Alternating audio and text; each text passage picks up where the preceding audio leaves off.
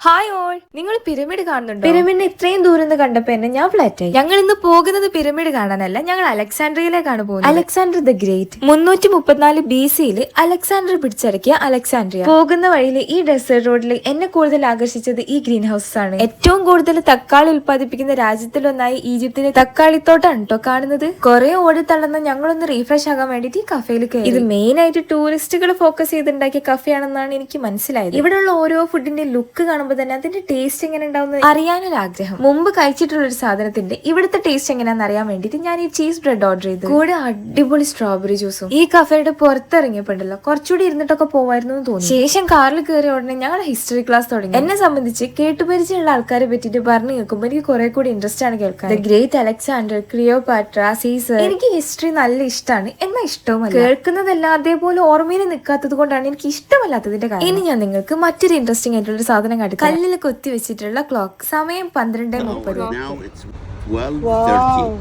12:30. Yeah, 12:30 exactly. ലോകത്തിൽ തന്നെ ആദ്യമായിട്ട് സൺഡയൽ കണ്ടുപിടിച്ചത് ഈജിപ്തിൽ തന്നെയാണ്. അതും 1500 BC. ഇതൊരു ബാത്ടബ് ആണെന്നാണ് ഞങ്ങളോട് ഗൈഡ് പറഞ്ഞത്. മരിച്ചവരെ കുളിപ്പിക്കാൻ ഉപയോഗിക്കുന്ന ബാത്ടബ് ആണോ എന്നാണ് ഞാൻ ചിന്തിക്കുന്നത്. ഇത് കത്തക്കോം. മരിച്ചവരുടെ ശാന്തിക്കായിട്ട് മമ്മികളാക്കി വെക്കുന്നതിന് പകരം ചാരമായി സൂക്ഷിക്കുന്ന ഒരു സ്ഥലമാണ്. അടുത്ത് ഞങ്ങൾ പോയത് അലക്സാൻഡ്രിയയിലെ ലൈറ്റ് ഹൗസിലേക്കാണ്. ഒരു ഭൂമികുലുക്കത്തില് ഇത് മൊത്തം തകർന്നു വീണതിന് ശേഷം അവർ പിന്നീട് ഉണ്ടാക്കിയെടുത്തതാണ് ഈ ലൈറ്റ് ഹൗസ്. എന്നാലും ഇതിന് എത്രത്തോളം പ്രാധാന്യം വരാനുള്ള കാരണം അന്നത്തെ 7 വണ്ടേഴ്സിൽ ഒരു പ്രധാനപ്പെട്ട ഒന്നായിരുന്നു ഈ ലൈറ്റ് ഹൗസ്. ഈ ലൈബ്രറിക്ക് അടുത്തായിട്ട് ഒരു ഫിഷിംഗ് വില്ലേജ് ഉണ്ട്. അവരുടെ പാരമ്പര്യ തൊഴിലാണ് ഫിഷിംഗ്. ഈജിപ്തിലെ മറ്റൊരു പ്രധാനപ്പെട്ട ഒന്നാണ് ലൈബ്രറി. ഒരു യുദ്ധത്തിൽ തകർന്ന ശേഷം ഇതേപോലെ പുതുക്കി പണിതതാണ് ഈ ലൈബ്രറി. ഈജിപ്തിൽ മഴ പ്രതീക്ഷിക്കാവുന്ന ഒരു സ്ഥലമേ ഉള്ളൂ, അത് അലക്സാൻഡ്രിയാണ്. നിധിയുടെ കൂമ്പാരമായിട്ടുള്ള ഈജിപ്ത്, എന്നാൽ അനുഭവിക്കാൻ ഭാഗ്യമില്ലാതെ പോയവരാണ് അവിടുത്തെ ജനങ്ങൾ. അതെ, എന്നും മിസ്റ്റീരിയസ് ആയിട്ടുള്ള ഒരു രാജ്യം തന്നെയാണ് ഈജിപ്ത്.